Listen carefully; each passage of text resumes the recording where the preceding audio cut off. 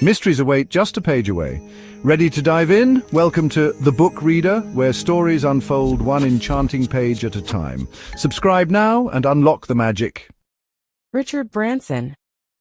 Losing My Virginity, the Autobiography. Chapter 1. 11 Living on the Edge. 1978-1980. I met Jonah in New York. Her attempt to patch up her marriage with Ronnie had failed. We spent a week in Manhattan and felt like refugees. My divorce from Kristen had yet to come through, and Joan had only days previously separated from Ronnie. We were thinking of escaping from New York to spend some time together alone, out of reach from any telephone, when somebody asked me if I had named Virgin Music after the Virgin Islands.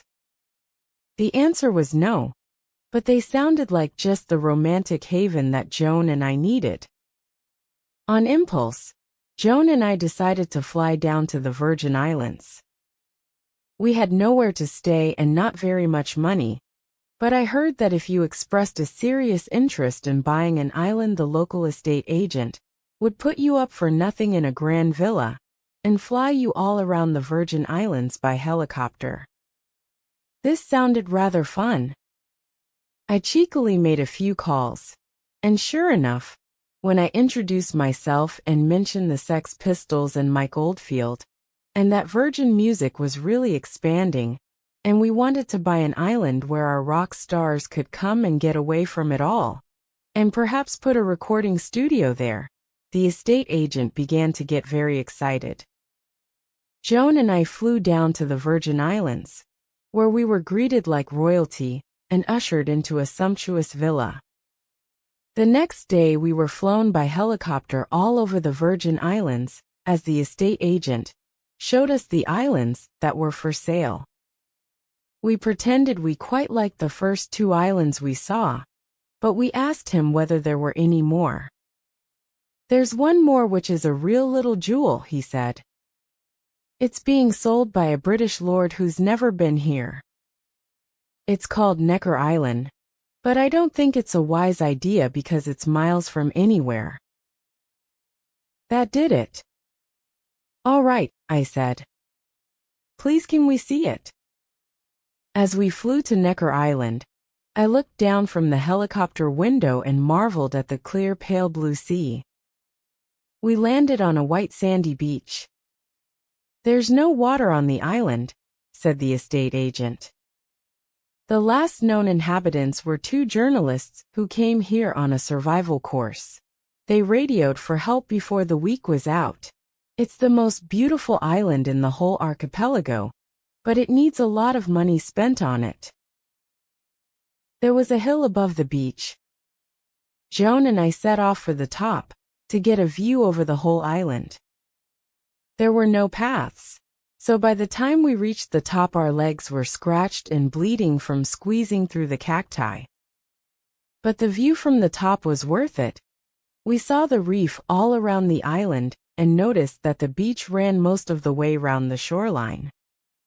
The estate agent had told me that leatherback turtles came up to lay their eggs on the beaches of Necker. The water was so clear that we spotted a giant ray flapping its way serenely along the sandy bottom inside the reef. There were thousands of nesting gulls and terns, and a small flock of pelicans fishing in formation. Higher up, a frigate bird came gliding past on an air current, its vast wings spread wide as it carved its way over the thermals. Looking inland, we saw 2 saltwater lakes and a small tropical forest. A flock of black parrots flew over the forest canopy. Looking across at the other islands, we could see only their green coastlines. There was not a single house in sight. We walked back down the hill to find the estate agent. "How much does he want for it?" I asked. £3 million. Our visions of watching the sunset from the top of the hill faded away. "Nice thought," Joan said, and we trudged back to the helicopter. "How much were you thinking of spending?" the estate agent asked, suddenly smelling a rat. We could offer £150,000, I said brightly. $200,000, I added, trying to make it sound more. I see. As we flew back to the villa, it was clear that we were no longer welcome. Talk of $200,000 wasn't enough to secure us a night at the villa. Our bags were left at the door, and Joan and I hauled them across the village to a bed and breakfast. It was clear that there were going to be no more helicopter flights over the islands. Yet Joan and I were determined to buy Necker. We felt that it could be our secret hideaway island, somewhere we could always retreat to. So although we were practically driven off the Virgin Islands as if we were cattle rustlers, we vowed to return. Back in London later, I found out that the owner of Necker Island wanted to sell in a hurry. He wanted to construct a building somewhere in Scotland, which would cost him around £200,000. I upped my offer to £175,000 and held on for 3 months. Finally, I got a call. If you offer £180,000, it's yours. There was never a hint that £180,000 was only a fraction of the £3 million asking price. So I agreed on the spot, and Necker Island was ours. Even at such a low price, there was a snag. The Virgin Islands government had decreed that whoever bought Necker Island would have to develop it within 5 years, or its ownership would pass to them. It would cost a good deal to build a house and pipe the water across from the neighboring island, but I wanted to go back there with Joan. I was determined to make enough money to afford it. Joan and I stayed on Beef Island for the rest of that holiday, and it was there that I set up Virgin Airways. We were trying to catch a flight to Puerto Rico, but the local Puerto Rican scheduled flight was canceled. The airport terminal was full of stranded passengers. I made a few calls to charter companies and agreed to charter a plane for $2,000 to Puerto Rico. I divided the price by the number of seats, borrowed a blackboard, and wrote Virgin Airways, $39 single flight to Puerto Rico. I walked around the airport terminal and soon filled every seat on the charter plane. As we landed at Puerto Rico, a passenger turned to me and said, "Virgin Airways isn't too bad. Smarten up the service a little, and you could be in business." I might just do that, I laughed. "Richard, I want to get married and I want you to be my best man," said Mike Oldfield. "That's wonderful," I said. "Who is she?" "She's the daughter of my therapy teacher." Mike Oldfield had been a lifelong introvert. In September 1976, he went on a therapy course in Wales. This seemed to involve being alternately humiliated and praised in front of a group of people. To me, it sounded rather like a crash course in surviving public school or the army. But Mike emerged with his introversion banished. Within days he was posing for some nude photographs in the music press as Rodin's Le Penseur. And now he wanted to get married. "How long have you known her?" I asked. 3 days. "Don't you want to wait?" "I can't wait," he said. "She won't sleep with me until we're married. It's tomorrow at Chelsea Register Office." Having failed to persuade him out of it, Joan and I went along to the register office and waited for Mike and his bride. We brought 2 carved African stools with us as wedding presents. We put them down on the pavement outside and sat on them before Mike's arrival. A stream of men and women passed us and emerged as man and wife. As we sat and waited, I could feel the whole idea of marriage becoming less and less appealing. Both Joan and I had suffered failed marriages, and the sight of this production line of wedded couples coming out every 6.5 minutes from the register office, and in our jaundiced view, heading for the divorce lawyers, put us off saying the vows to each other again. They seemed to ring hollow. I knew that I loved Joan, but I felt we didn't need to say the cliched words to confirm it. Mike and Sarah were married, and we gave them the 2 African stools. We had dinner together that night, but the evening ended early since Mike was so clearly intent on getting Sarah into bed. The next morning the phone rang. "Richard, I want a divorce." It was Mike. "What's wrong?" "We're not compatible," Mike said, in a voice which brooked no further questions. Mike and Sarah went more or less straight from the register office to the lawyers, and he ended up paying her over £200,000 in alimony. My mind boggles at what went on that night, but whatever happened, it must go down as one of the most expensive one-night stands in history. In 1977, Virgin, as a whole, made a pre-tax profit of £400,000. In 1978, the figure increased to £500,000. After the collapse of the Sex Pistols, we were left with a handful of our original artists, the most important being Mike Oldfield, whose albums sold consistently right the way through the advent of punk and new wave. We also had a couple of new signings, both of whom seemed rather esoteric and played synthesizer music, orchestral maneuvers in the dark, and the Human League. While these 2 bands had yet to sell well XTC, the Skids and magazine kept their sales going. We also continued to sell well in France and Germany, particularly with Tangerine Dream.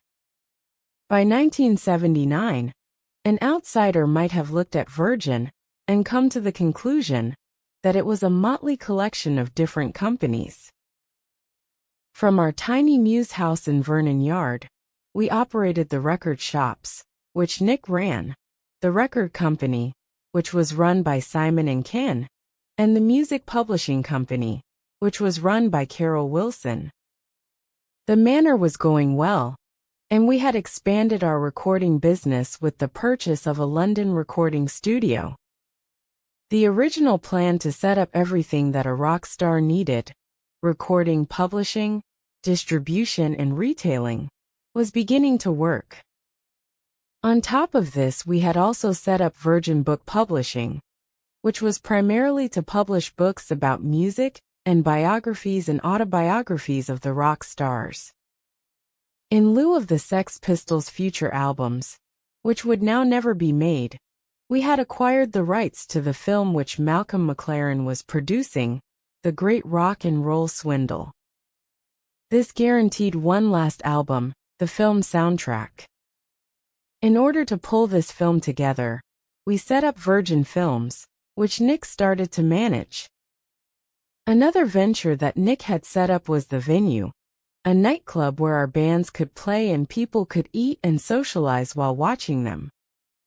As the world of rock music grew increasingly sophisticated, it became clear that bands no longer wanted simply to record their songs and then release them.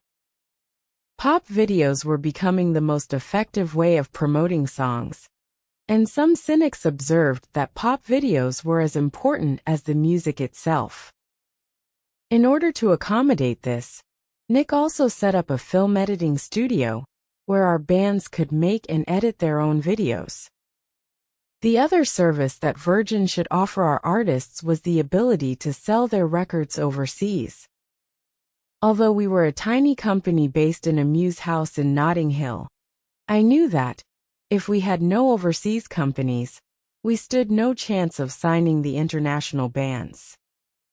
One of the beauties of rock music is that at the top end of the market, it is a purely international commodity. The best measure of a group's success is how many records they sell overseas. The large multinational companies had a huge advantage over Virgin or Island since, during the negotiation to sign a band, they could point to their sales forces in France and Germany. One option open to Virgin was not to compete with the multinationals overseas, but purely to concentrate on the domestic UK market and license our bands overseas in the same way in which we had licensed Mike Oldfield when we first set up. Although this was a tempting option in that it saved overheads, I wasn't happy with it. Island and Chrysalis adopted this approach, and I felt that it restricted their growth because they were at the mercy of the overseas licensees. Once you have licensed a band away to another record company, you lose all control of their promotion. As well as wanting to control the prospects of our British bands overseas, we also wanted to be able to attract overseas bands to Virgin. We wanted French, German, and American bands to feel that they could sign with us for worldwide rights, rather than with the large international record labels. With a skeleton staff at Vernon Yard, it was difficult to imagine that we could really take on the multinationals on their own terms. But we decided to give it a go. In 1978, Ken set off to New York to establish the Virgin label in America. Rather, as Virgin had grown in London, proliferating itself in a number of small houses around Notting Hill. So I imagined that Virgin America would start off with a house in Greenwich Village, and then move slowly around the country buying houses in Chicago, Los Angeles, San Francisco, and other regional centers, so that we didn't build up one monolithic head office. In 1979, I went to France to meet with Jacques Kerner, the French head of Polygram. I did not know anybody in the French music industry, and, although I was ostensibly seeing him with the idea of asking Polygram to distribute Virgin Records, I was really on the lookout for somebody who could set up Virgin in France. Jacques Kerner introduced me to an intriguing-looking man called Patrick Zelnick, who ran Polygram's record side. Patrick had a vaguely distracted look about him, rather like Woody Allen, with thick, wiry, unruly hair and heavy black-framed glasses. Patrick not only looked like Woody Allen, he behaved like him. When we first went out for lunch together, we spent 4 hours afterward trying to find out where he had parked his car. Patrick told me he had watched Virgin's progress with interest. He had first tried to meet us when we had a stall at the King Music Festival in 1974, but had only been able to find a sign saying "Gone Skiing." Patrick had then started coming over to buy records at the Virgin Records shop on Oxford Street, and he loved Mike Oldfield and Tangerine Dream. Jacques Kerner was offering me £300,000 to license the entire Virgin catalog in France, with a percentage of royalties on top. Since Virgin had little money at the time, and we had just taken on another loan to pay for Necker Island, the easy option would have been to accept it. But instead of dutifully taking down the details in my notebook, I wrote down Patrick Zelnick, Virgin France. I surprised Jacques Kerner by asking for some time to think it over. After the meeting, I thanked both men and asked them to drop by and see me on the houseboat when they were next in London. The next month, Patrick came to London and called me up. We had lunch on Duende, and I asked him whether he would leave Polygram and set up Virgin as an independent subsidiary in France. I would give him complete independence to sign whichever French bands he liked. We worked out some rough figures on a piece of paper, and Patrick agreed to do it. He set up Virgin France with a friend of his, Philippe Constantine, who was a wild, ragged individual, on and off heroin, but with excellent musical taste. While Patrick did the business, Philippe spent his time with all the bands. When you're invited for dinner, Jacques Kerner said in a reproachful phone call to me when Patrick resigned, you're not meant to walk away with the cutlery. I apologized for poaching Patrick, but told Jacques that Patrick had made his own decision to set up Virgin. It was only after Patrick had left Polygram that we looked through the figures again and realized we had miscalculated. We had forgotten to include VAT in our estimations. We had used the wrong retail margin. We had hopelessly overestimated the numbers of records that were sold in Paris. But by then it was too late. Patrick and Philippe were working for Virgin. One of the first bands they signed was called Telephone, who became the best-selling band of the year in France. In later years, Patrick would shake his head in disbelief that he had left the security of Polygram and joined a virtually bust English record company. While the negotiations with Patrick were going on, I went back to France to meet the managing director of Arista Records. We were unable to agree a distribution deal, but I pricked up my ears when he started boasting about how Arista was about to sign Julien Clerc, France's biggest pop star. I had no idea who Julien Clerc was, but I excused myself and slipped into the lavatory. I scribbled Julien Clerc on my wrist, and then carefully pulled down the sleeve of my sweater to hide it. After the meeting was over, I rushed to a call box and telephoned Patrick. Have you heard of a singer called Julien Clerc? I asked. Of course I have, Patrick said. He's the biggest star in France. Well, he's free to sign. Let's try to sign him. Can we meet him for lunch tomorrow? At the lunch the next day, Patrick and I managed to persuade Julien Clerc to sign with Virgin from under Arista's nose. Within a fortnight I had succeeded in having my name struck off 2 record companies' lunch lists, but both Patrick and Julien Clerc went on to make fortunes for Virgin France and themselves. With Ken in New York, Patrick in Paris, Udo in Germany, and our own operation in London, we could properly market Virgin as an international record label. Our trouble was that we had no cash reserves, and so any setback could prove fatal. When I visited Coutts Bank in the Strand, I now wore shoes, and my hair was in no danger of getting caught in the revolving door. But they still treated me like a schoolboy prodigy rather than a businessman. Even looking at Virgin sales of £10 million, they would shake their heads and smile. It's all good pop music, isn't it? The Coutts manager would say genially. My son loves Mike Oldfield.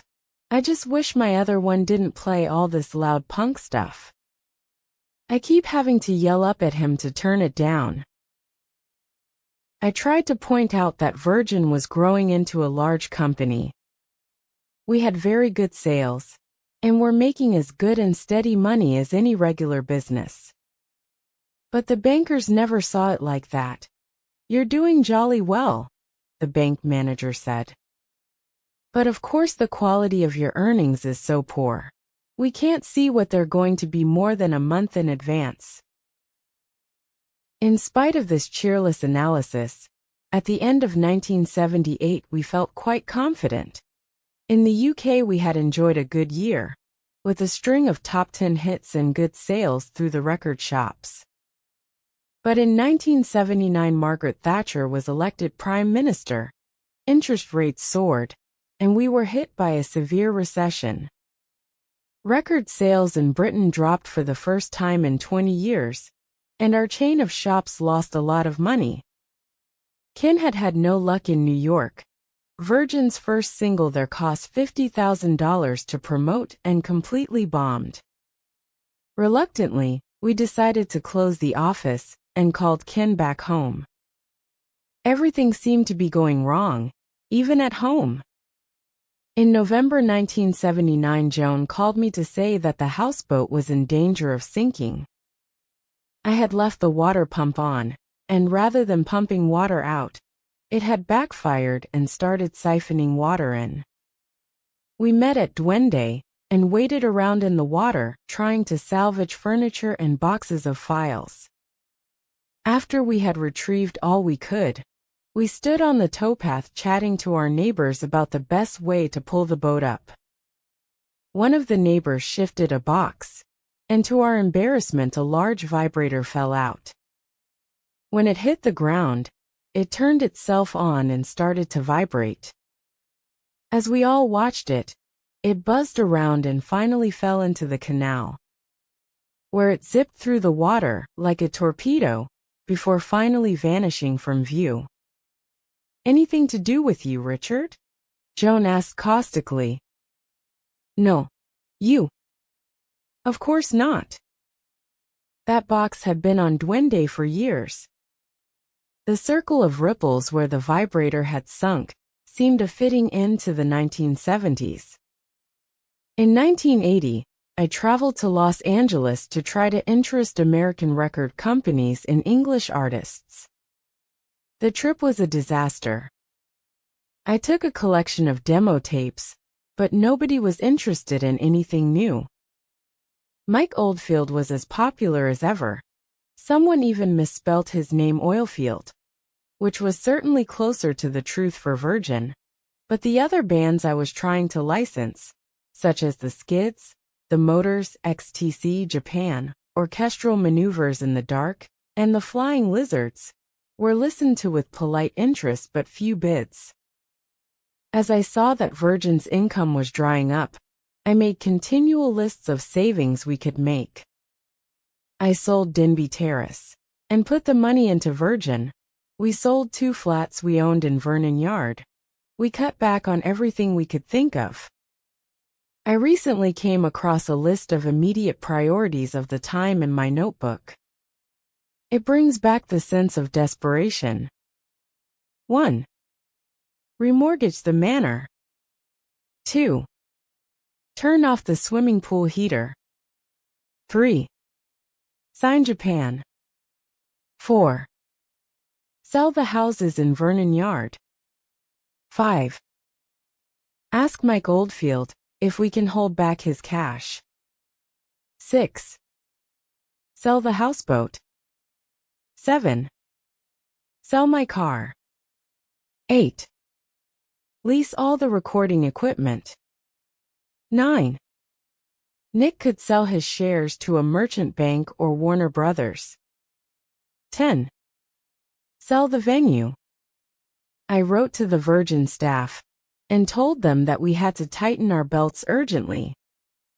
The good news is that Ian Gillan's new record has gone straight in at number 3 in the charts. But the bad news is that it's only sold 70,000 copies, which is just a half of what a number 3 record would have been last year. Our profits have been reduced by more than half since we have the same overheads. By Nick's calculations, Virgin was heading for a £1 million loss in 1980. "I can't sell my shares to a merchant bank," he told me. "Virgin is losing £1 million this year. The shares are worthless." "But what about the brand name?" I asked. "Virgin? It's worth minus £1 million, he said. "They won't recognize any value in the brand name." "What's the worth of British Leland as a brand name?" Virgin was suddenly in desperate trouble. The 1980 recession caught us with all the unexpected ferocity of a squall at sea. For the second time, we had to make some staff redundant. 9 people, who represented a sixth of the worldwide staff of Virgin Music. This was proportionately less than the cuts being made by other record companies at the time, but it was a gut-wrenching blow for us. Nick, Simon, Ken and I spent hours arguing over what we should do. With no major rock star on the roster to release a hit record, Virgin had no predictable future income. We found ourselves desperately fighting to try to prove Couts Bank wrong. Once again, we went through our catalog of bands and made several cuts.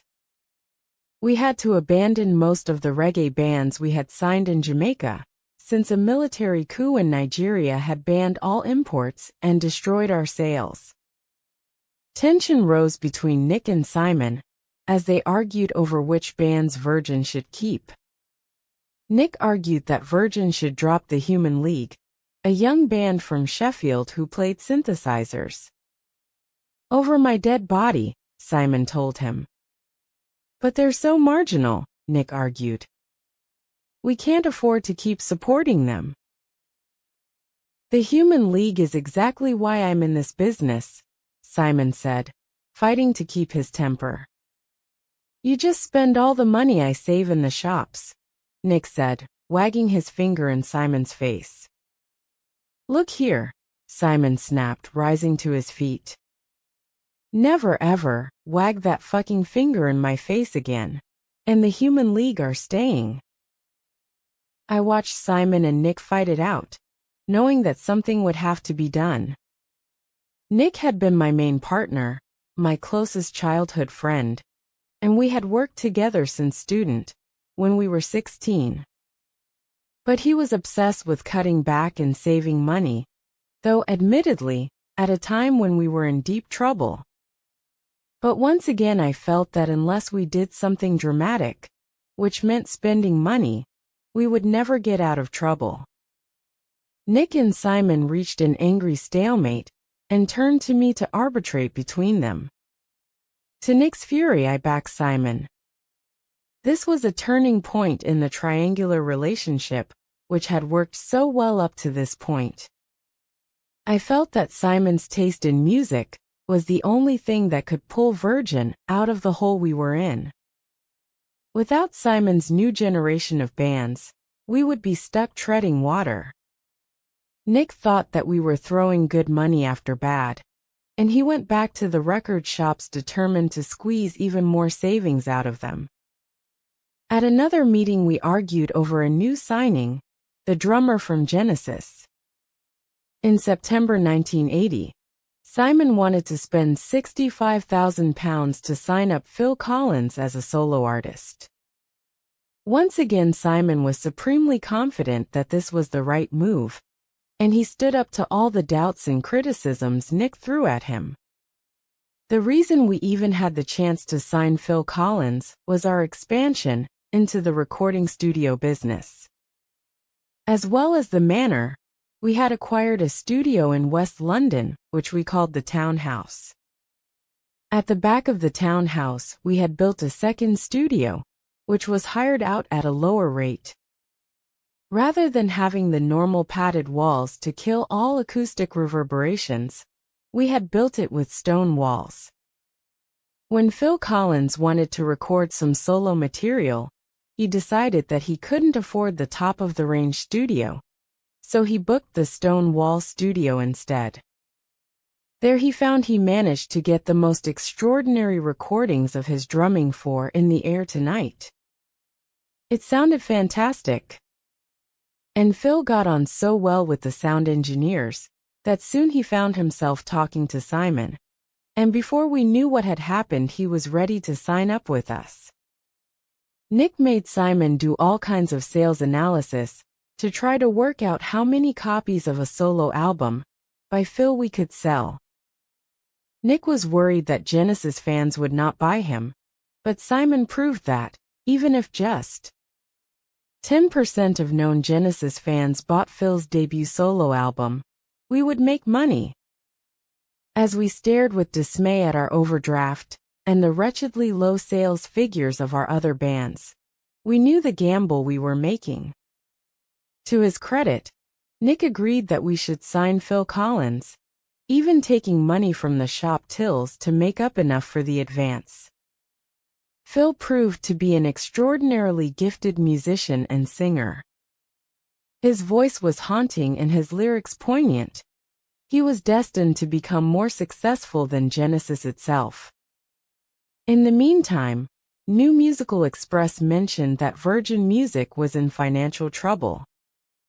If Coutts read Enemy, which I doubted, they might think twice about extending the loan I wanted. I immediately tried to squash the idea with a letter to the editor. Since in your last issue you speculate that I am in deep financial trouble, you will appreciate my need to sue you in order to acquire some interest-free money, rather than approach the merchant banks. Although New Musical Express was hardly the Financial Times, I recognized that if rumors like that are not hit hard on the head, they have a horrible habit of becoming self-perpetuating. Worse still, they were true. A couple of months after the arguments over the Human League and Phil Collins, I came across two deals that I thought were irresistible. They both involved nightclubs. The first one was the Roof Garden in Kensington, which was being offered for sale at £400,000. Virgin, of course, had no money, but the brewer who supplied beer to the Roof Garden was prepared to offer us an interest-free loan if we continued to stock their wines, beers, and spirits. The other nightclub was Heaven, a large gay nightclub under Charing Cross Station. The owner was a friend of my sister Vanessa, and he wanted to sell it to someone who would respect it and keep it as a gay club. Through my work at the advisory center, he knew that he could trust me to do this. His asking price was £500,000, and once again the brewer was prepared to give us an interest-free loan to cover the entire purchase price, in return for stocking their beers. I had no idea why the brewers did not want to acquire these clubs outright, and I jumped at the chance to buy them. I knew that Nick would oppose these purchases, so I signed the contracts without telling him. He was furious. He thought that I was squandering money. He looked at the £1 million extra liability, which the purchase of these clubs represented, and thought that I was ruining Virgin. It'll sink us, he argued. But we don't have to pay any interest, I said. It's free money. When someone offers you a Rolls-Royce for the price of a Mini, you have to take it. There's no such thing as a free lunch, and there's no such thing as free money, Nick told me. It's still debt. We can't possibly pay it off. We're practically bust as it is. This money is free, I said.